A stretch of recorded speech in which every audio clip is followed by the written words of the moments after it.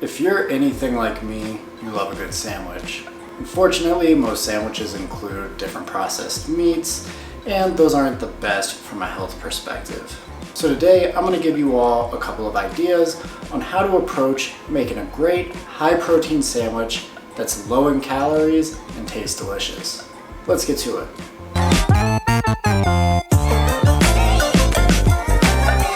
The first sandwich on our menu is going to be a tuna avocado sandwich. This is going to be a really simple recipe.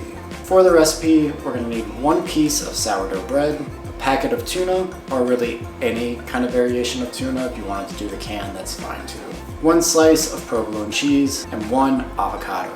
To get started on this recipe, we're just going to grab our piece of bread, cut that in half so that way it is essentially 2 pieces of bread, and we're going to put that into the toaster. Now obviously you don't have to toast it if you don't want to, but that's my preference.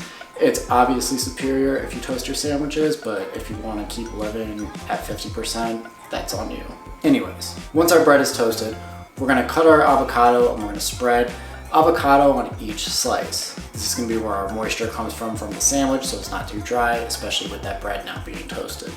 Then we'll go ahead and grab our tuna and we'll add that to our sandwich. Make sure you drain the tuna. I didn't do that for this part and I don't know why. I guess I just kind of had a brain fart, but at the end of the day, it's probably best that you drain it a little bit before you actually put it on the sandwich so it doesn't get soggy. Anyways, moving forward, we're going to go ahead and grab our slice of provolone, put that onto the other piece of bread, and we're going to put our sandwich together.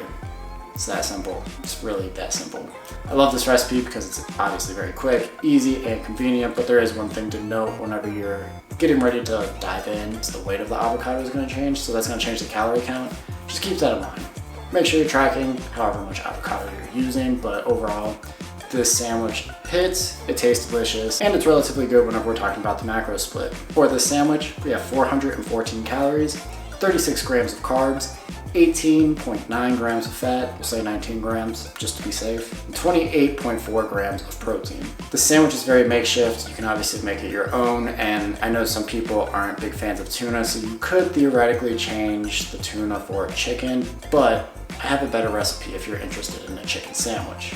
And that leads us to sandwich number 2, the buffalo chicken sandwich. For this sandwich, we're gonna need some chicken. I have leftover chicken, and I recommend that you have it in the refrigerator so that way you can pull it apart and kind of have more of a shredded chicken texture, but that's just my recommendation. I think that's the best way to attack this. We'll also want to add some bread. I'm going to use Ezekiel bread for this one, but you could use sourdough if you had that laying around, or really any kind of bread's going to work for this. We'll also have our buffalo sauce. I'm using the Primal Kitchen because I think it tastes great and I like the ingredients. We'll also be using feta cheese. For the sandwich, once again, we'll go ahead and add our bread into the toaster. While that's toasting, I'm gonna go ahead and use a bowl to add my chicken into. And we're gonna be looking for about 3 ounces of chicken, along with 1 serving or about 25 grams of our buffalo sauce. We're gonna drizzle the buffalo sauce into the chicken and mix it around. We'll then grab our feta cheese and add that to our buffalo chicken and mix that around really well so that way the feta cheese is gonna be included in every single bite. By now, our toast should be done, so we're gonna go ahead and add our chicken feta mixture onto the bread, and there you have it. A delicious buffalo chicken sandwich that essentially tastes like a buffalo wing in a sandwich. For our buffalo chicken sandwich, we are looking at 32 grams of carbs, 11 grams of fat, and 31 grams of protein at 355 calories, and this becomes our lowest calorie sandwich, but not by too much. This is a really solid all-around recipe, and I can't recommend it enough. It's probably the most universal from an appeal perspective, and you can swap out the sauces so that way, you kind of have like barbecue sauce or really any kind of sauce. It's up to you, but because it's a little bit more versatile, it allows you to kind of play with the recipe. You could even swap the feta out for something like provolone, but again, that's totally up to you. Now, of course, I do love a good provolone. For me personally, the best sandwich is probably a Philly cheesesteak. And while the next recipe isn't a Philly cheesesteak, it's pretty darn close. We're gonna make the steak and cheese sandwich. For this sandwich, we're gonna have beef. Now, I am using this pre-made beef from Costco. It's a lot more convenient. It's already chopped up and cooked, but use whatever you want to use. We'll also be using 1 piece of sourdough, once again, some provolone, and some horseradish sauce. For this recipe, we're gonna add the horseradish to our now cut sourdough bread, and we're gonna grab 1 piece of cheese and 3 ounces of steak and put the cheese on 1 piece of bread and the steak on another piece of bread, and we'll fold it up. I know what you're thinking, Sean, you didn't toast this sandwich. Wrong. What we're gonna do for the next step is grab our oil spray. I'm using an olive oil sprayer, but you can use whatever spray you use. And we're gonna spray one side of the sandwich. With the sprayed side, we're gonna go ahead and add that to our stovetop. I'm gonna put this on a stovetop and essentially cook it like a grilled cheese. And here you can see we have the final product. Admittedly, it's a little bit overcooked on one side, but I'm okay with that because I personally like a good darker colored bread. With the sandwich now intact, we're gonna go ahead and cut it diagonal like Mom used to and dive right on in.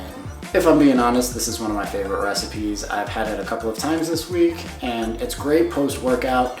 It only takes like 5 minutes, but then again, all of these recipes do. And it's super convenient, but it tastes great.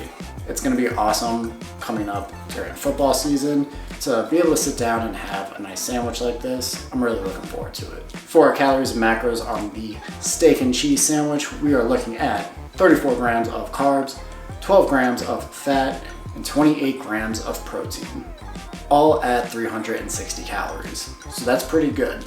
One of the lower calorie sandwiches, and it tastes great.